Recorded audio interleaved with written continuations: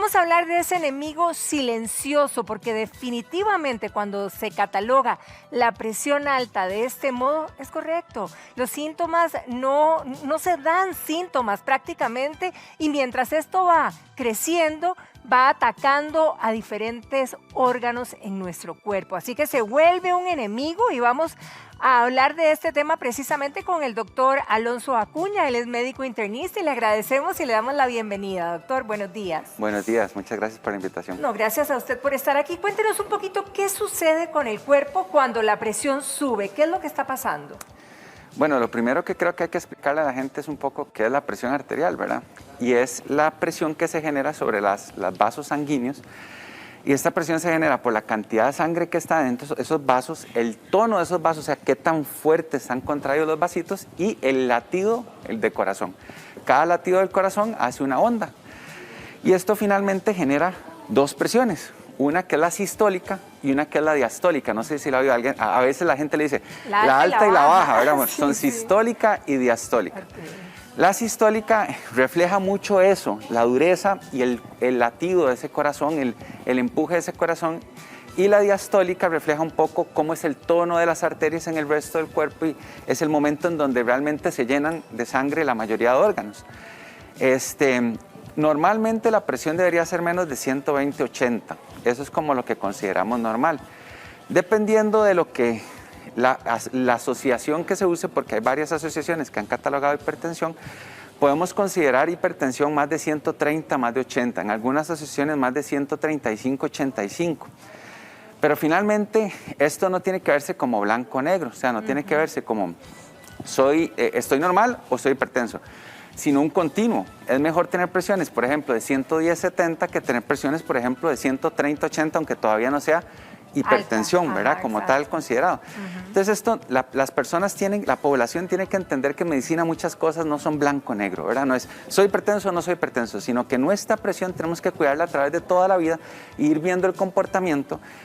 ¿Y por qué se usa ese corte de 130/80? Realmente se ha usado sobre todo porque a partir de ese corte es cuando empezamos a ver daños sobre diferentes órganos y empezamos a ver complicaciones. Entonces, a partir de ese corte es que se dice, mejor ya aquí, ya no es normal, ya aquí tenemos que tomar cartas en el asunto. Ahora, bueno, lo decíamos al principio, ¿verdad? Un enemigo silencioso, porque efectivamente si no sabemos si la presión está comportándose de esta manera, ¿cómo es que puede dañar nuestros órganos a lo largo del tiempo? Es una excelente pregunta. Realmente la hipertensión no da síntomas. La mayoría de los pacientes hipertensos se encuentran hipertensos y no tienen ninguna sintomatología. Digamos, en la creencia popular se dice que dolores de cabeza, que oíditos que se pone caliente, que sonidos en los oídos, que eventualmente palpitaciones. Muchas veces esto obedece a otras condiciones o a complicaciones de la hipertensión, o realmente a la hipertensión cuando ya está con cifras muy elevadas. Entonces, cifras que normalmente son muy elevadas, como 160, 100 por ejemplo, podrían no dar ningún síntoma. Y a eso es lo que se le ha atribuido el asesino silencioso, porque las personas, si no se están chequeando, no se están vigilando, claro, podrían ser hipertensas, y en combinación con otras condiciones puede ser un gran problema. ¿Combinación como qué condiciones? Por ejemplo, fumar, ¿verdad? El sedentarismo, la obesidad, la diabetes, la hipertensión, cuando se combina con estas condiciones, tiende a dar problemas y pueden ser graves. Doctor, vamos a analizar el impacto que tienen diferentes órganos, que era lo que comentábamos, así que lo invito a venirse por aquí. Por cierto, ¿desde cuándo entonces tendríamos que revisar nuestra presión para evitar todo esto de lo que vamos a hablar? Realmente todo adulto después de los 21 años debería estar chequeándose su presión arterial y debería estar vigilando que su presión arterial sea normal, ¿verdad?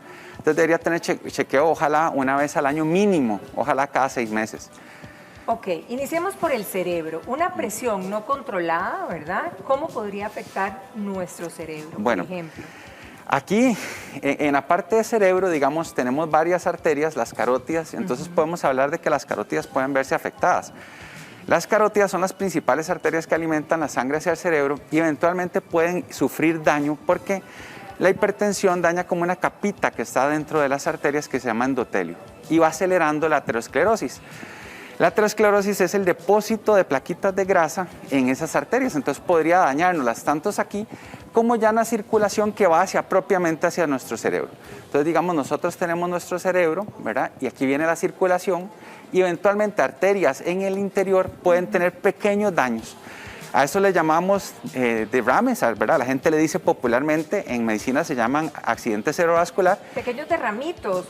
Esos pequeñitos en medicina se llaman lacunares, son pequeñas lagunas, pequeñas zonas en donde la circulación no llegó de manera adecuada. ¿Por qué es eso que se bloquean entonces, por lo que usted menciona? Ese mismo daño que va generando el estrés que tiene la hipertensión sobre la pared de las arterias, va generando pequeñas zonas en donde no llega la circulación y esos pequeños infartos cerebrales a veces pueden manifestarse muy tarde en la vida. Por ejemplo, podría manifestarse como demencia.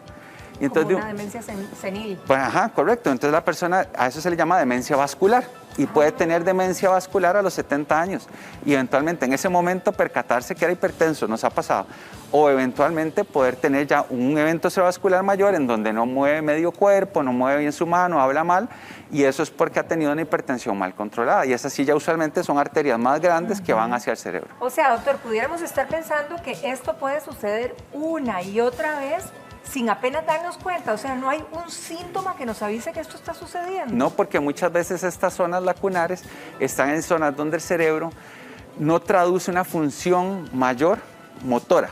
Y la mayoría de las veces nosotros nos damos cuenta de eventos cerebrovasculares cuando afecta nuestra capacidad motriz. Sí, claro, claro. Si de un pronto a otro empieza a afectar memoria o empieza a afectar alguna zona, digamos, de la parte cognitiva más compleja, podríamos no notarlo, ¿verdad?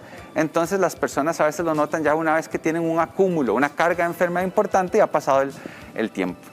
Ok, ¿cómo afecta? Ahora, hablábamos del cerebro, pasémonos ahora al corazón, este órgano tan importante, ¿verdad? Y que generalmente cuando pensamos en presión, lo que más pensamos es en el corazón. Correcto. En el corazón nosotros tenemos varias arterias, ¿verdad? Aquí tenemos las arterias, una que va hacia el lado derecho, digámoslo así, y otra que va hacia el lado izquierdo del corazón, la arteria coronaria derecha y la izquierda. Tiende a afectarse más la izquierda, pero eso es típico en todas las enfermedades cardíacas, sea enfermedad aterosclerótica. Y lo que hace la hipertensión es lo mismo que hablábamos, en las zonas en donde las arterias tienen pequeñas divisiones, aquí se genera una presión mayor en esta zona, porque hay una bifurcación, hay una turbulencia, digámoslo así, para que las personas lo entiendan. Claro. Y esa turbulencia genera eventualmente más daño sobre esa capita interna que hablábamos, que se llama endotelio, y entonces en el vaso sanguíneo, que viene así, empieza a formarse una pequeña placa. Y esa placa va creciendo con el tiempo y va creciendo hasta que finalmente evita que pueda pasar sangre, se hace un coágulo completo y ya no llega sangre. ¿Esta placa es un engrosamiento de qué? ¿Es grasa o es un engrosamiento de alguna...? Es grasa con calcio e inflamación. Ah, ok. El mismo cuerpo trata, digamos, de combatir esa plaquita. Hay una inflamación ahí, no solo la grasa, sino que esa inflamación juega un papel importantísimo en las enfermedades cardiovasculares y también con el tiempo se va depositando calcio. Finalmente aquí se hace un coágulo y lo que pasa es que lo que debería irrigarse después de esa zona no se irriga.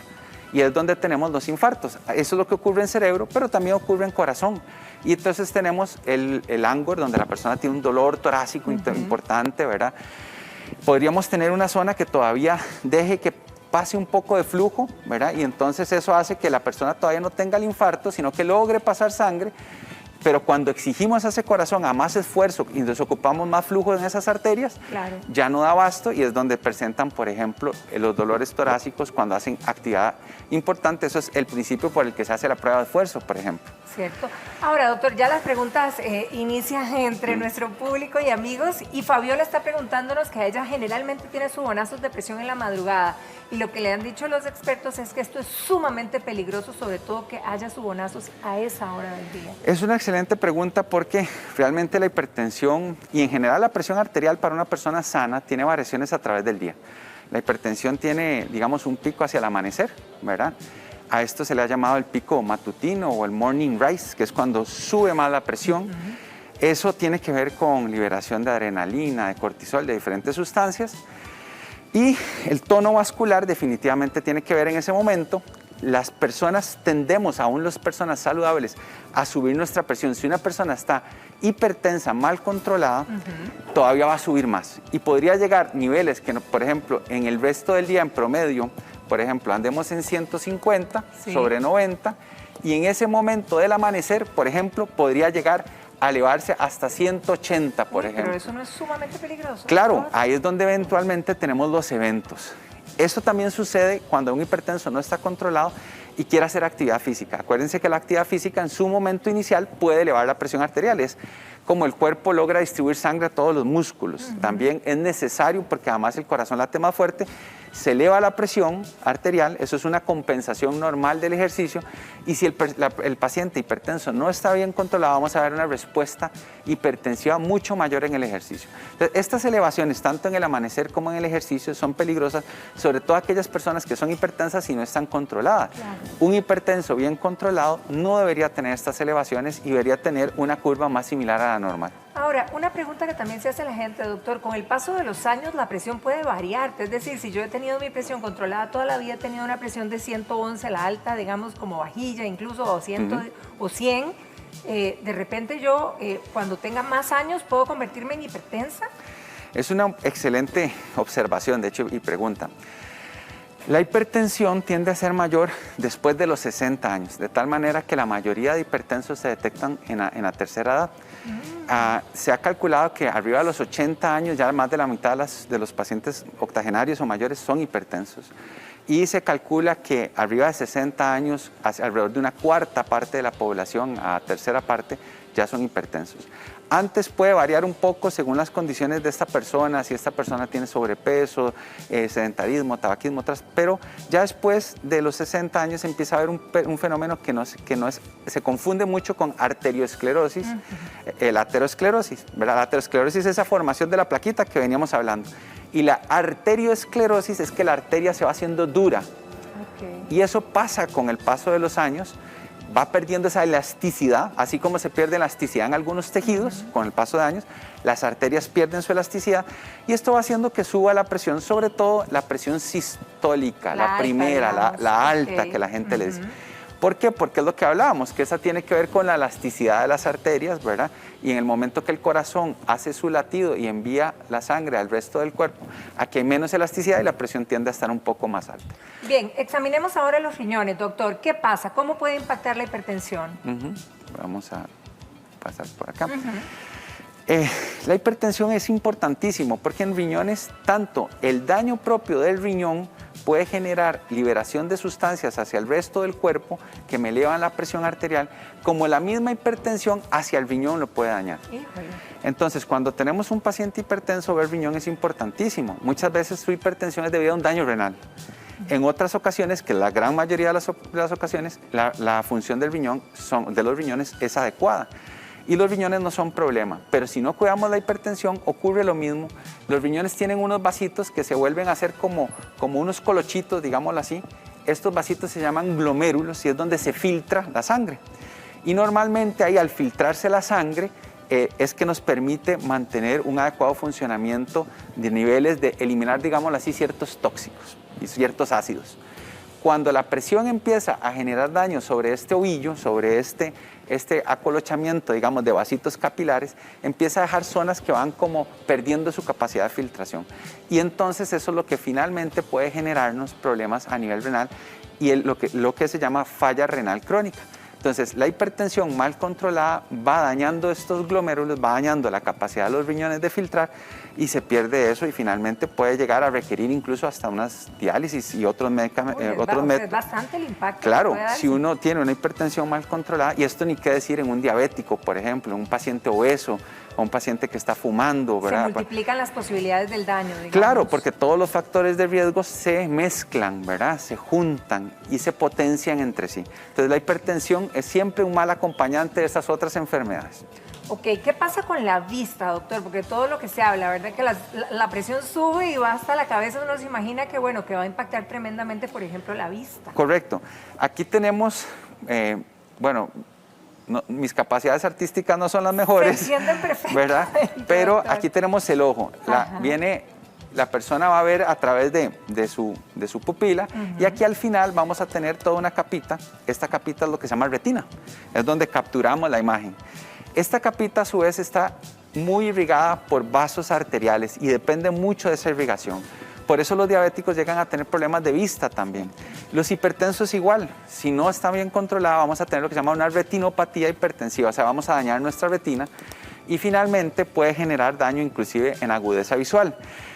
Hay otras condiciones a las que la hipertensión se asocia, ¿verdad? Entonces también se asocia a émbolos, también se asocia a pequeños coágulos en arteria o en la vena del ojo. Así que sí, la hipertensión confiere riesgo en la parte visual y volvemos al mismo punto. Si está combinada con otras condiciones, sobre todo en este caso diabetes, es una mala combinación. Tenemos que ser más estrictos los médicos a los diabéticos y a algunas poblaciones somos más estrictos en el control de la presión arterial que a otras poblaciones.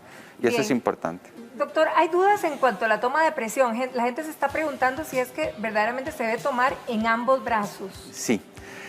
De hecho, aquí yo había traído como el esfigmomanómetro, por si eventualmente ocupamos. Esto es muy importante porque la gente tiene que saber cómo se toma la presión arterial. Claro. Ya hay muchos aparatos electrónicos automáticos disponibles, entonces las personas tienen la opción de tomársela.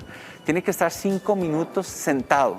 ¿Antes de o...? Antes de tomarse la presión arterial, 5 minutos sentado. Doctor, mientras que nos va explicando qué tal si me toma la presión. Claro, con gusto. Saber cómo es la cosa, porque la gente también duda en cuanto a la altura del brazo, ¿verdad? Si es en qué altura del antebrazo. Entonces, lo primero es sentarse erguido, sin las piernas cruzadas. Eso es algo... Ahora, por una cuestión, digamos, no pasa nada. Sí, perfecto. Las piernitas al frente. Ajá. Normalmente tiene que estar 5 minutos en reposo y ojalá sin hablar con otras personas ni el médico hablando. Digamos que la mía va a salir un poquito alterada. Vamos a hacer la excepción. Tiene que llevar alrededor de 30 minutos de no haber tomado café, té. O sea, estamos fritos porque me acabo de tomar un café. Aquellos que toman café tengan esto presente. ¿Sube la presión? Puede subir la presión. También tiene que pasar alrededor de 30 minutos de haber hecho ejercicio, por lo menos 30 minutos del último episodio de ejercicio, porque también lo que hablábamos puede tener variaciones sobre la presión. Más bien aquí puede tender hacia la baja, más bien.